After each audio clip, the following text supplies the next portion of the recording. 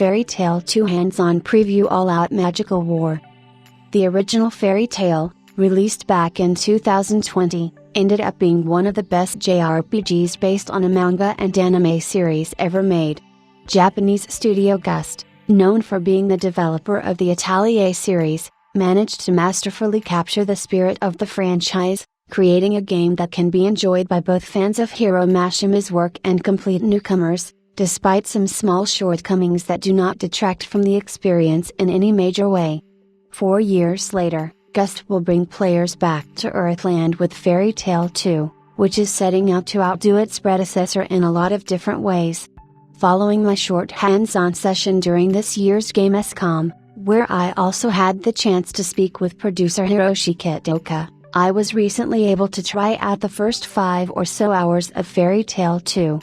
This allowed me to get a better idea of the game's overall progression flow and, most importantly, the new battle system, which I feel will be one of the highlights of the experience. As previously confirmed, Fairy Tail 2 will adapt the Alvarez Empire arc, where Natsu and the entire Fairy Tail Guild take on Emperor Spriggan Zeref and the powerful members of the Spriggan 12. Right from the prologue, the game wastes no time throwing players into the thick of the action, providing a first tutorial battle that teaches players the basics while introducing some of the major players of the new story arc. Those with no knowledge of the manga may find themselves a little confused, but the game does a very good job providing all the background information needed to understand the story, the world, and the characters themselves, with a check terminology feature, which allows the player to quickly learn more about terms highlighted during dialogue sequences.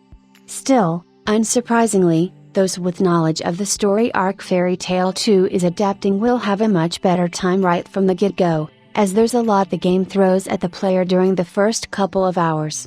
The characters that appear in the first few chapters are already well established as well, so a little research in the in-game database is expected.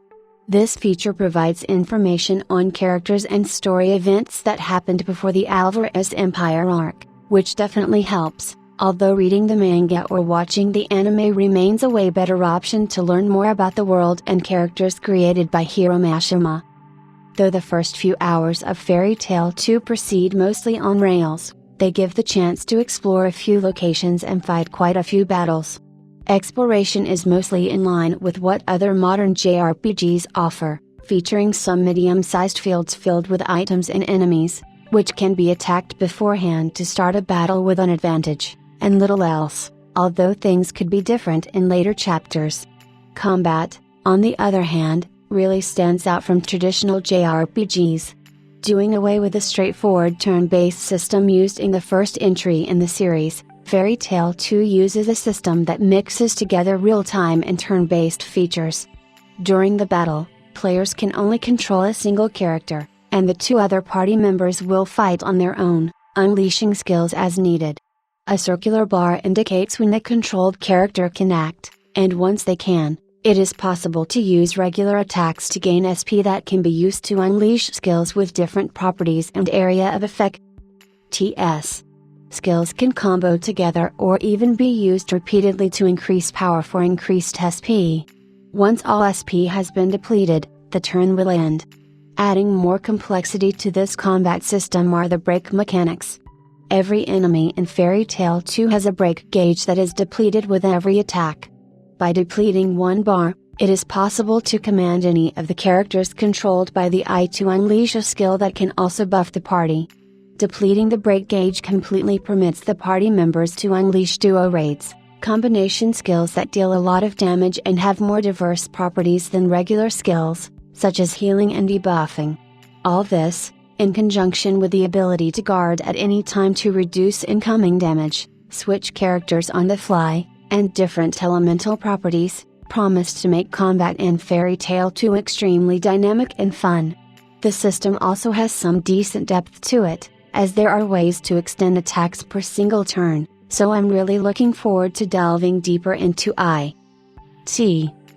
Fairy Tail 2nd of May be, on the surface, a game for fans of the manga and anime series, but the excellent work Gust seems to have done to make the experience welcoming to newcomers, and its combat system will offer a lot even to those who have little knowledge of the original material.